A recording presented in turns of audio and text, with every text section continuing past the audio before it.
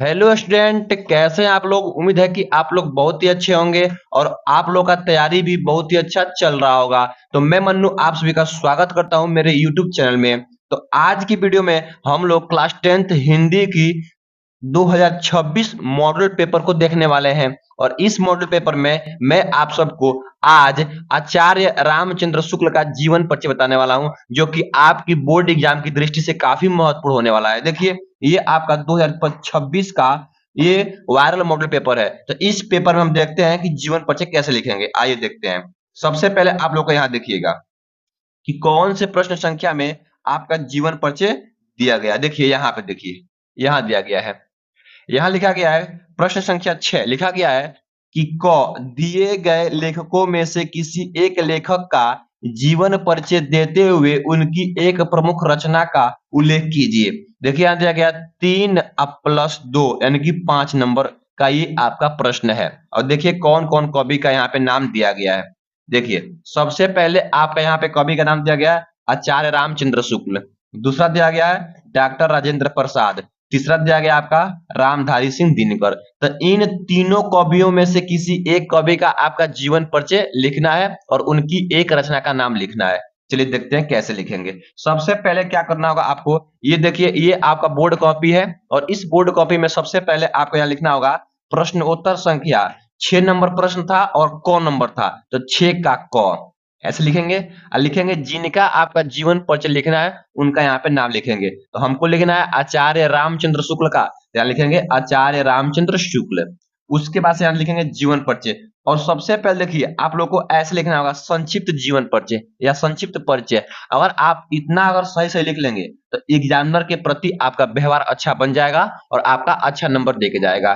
देखिए कैसे लिखेंगे। सबसे पहले लिखेंगे यहाँ पे नाम। नाम में क्या लिखेंगे, आचार्य रामचंद्र शुक्ल। पिता का नाम लिखेंगे पंडित चंद्रबली शुक्ल। जन्म लिखेंगे 4 अक्टूबर 1888 ईस्वी। जन्म स्थान लिखेंगे अगोना उत्तर प्रदेश। मृत्यु लिखेंगे 2 फरवरी 1941 ईस्वी। और भाषा लिखेंगे खड़ी बोली। अगर यहाँ पे आपका माता का नाम पता है तो माता का नाम लिख दीजिएगा, नहीं पता है तो छोड़ दीजिएगा, कोई दिक्कत नहीं है। अब इसके पास से आपको यहाँ पे लिखना होगा। देखिए अब आप लोग यहाँ लिखिएगा, लिखिएगा हेडिंग जीवन परिचय और लिखिएगा शुक्ल युग के प्रवर्तक एवं आलोचक लेखक आचार्य रामचंद्र शुक्ल का जन्म सन 1884 ईस्वी में बस्ती जिला के अंतर्गत अगोना नामक ग्राम के ब्राह्मण परिवार में हुआ था। इतना लिखेंगे। देखिए सबसे आपको लिखना है सरल भाषा में, ठीक है ना। तो लिखेंगे कि शुक्ल युग के प्रवर्तक एवं आलोचक लेखक आचार्य रामचंद्र शुक्ल का जन्म सन 1884 ईस्वी में बस्ती जिला के अंतर्गत अगोना नामक ग्राम के ब्राह्मण परिवार में हुआ था। आगे लिखेगा इनके पिता श्री चंद्रबली शुक्ल मिर्जापुर में कानूनगो तथा माता श्रीमती विभासी देवी विदुषी और एक धार्मिक महिला थी।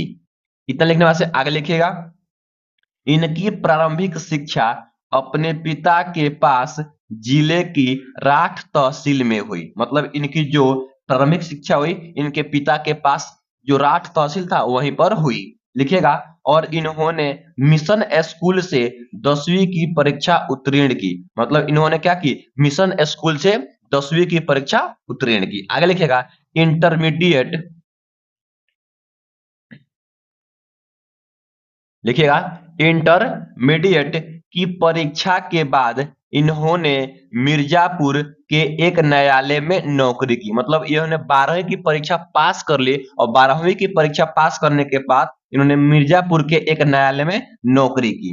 आगे लिखिएगा न्यायालय की नौकरी छोड़कर ये मिर्जापुर के मिशन स्कूल में चित्रकला के अध्यापक बन गए। इन्होंने क्या किया कि न्यायालय की नौकरी छोड़ दी और मिर्जापुर के एक मिशन स्कूल में चित्रकला के अध्यापक बन गए।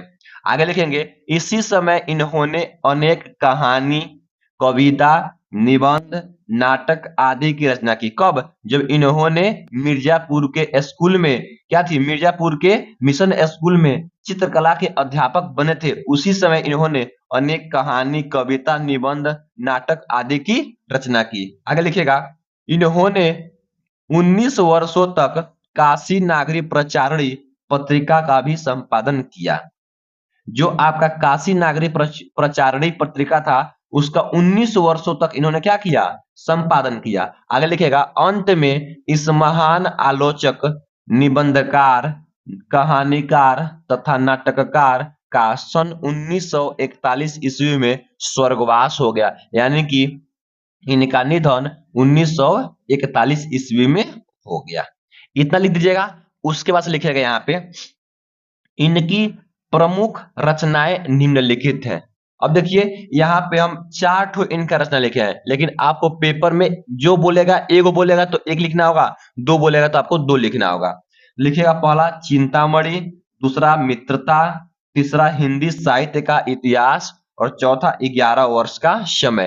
अगर आप लोग इतना लिख लेंगे तो आपको आराम से 5 में 5 मिलेगा, एक भी नंबर जो आपका एग्जामिनर है नहीं कटेगा। तो आई होप, मैं आशा करता हूं कि आप लोग ऐसे ही लिखेंगे। अगर वीडियो अच्छा लगा है तो वीडियो को लाइक कर दीजिए, और आप लोग चैनल पे पहली बार आए हैं तो चैनल को सब्सक्राइब कर लीजिए, ताकि ऐसा वीडियो आप लोग को हमेशा मिलता रहे। Thank you for watching this video.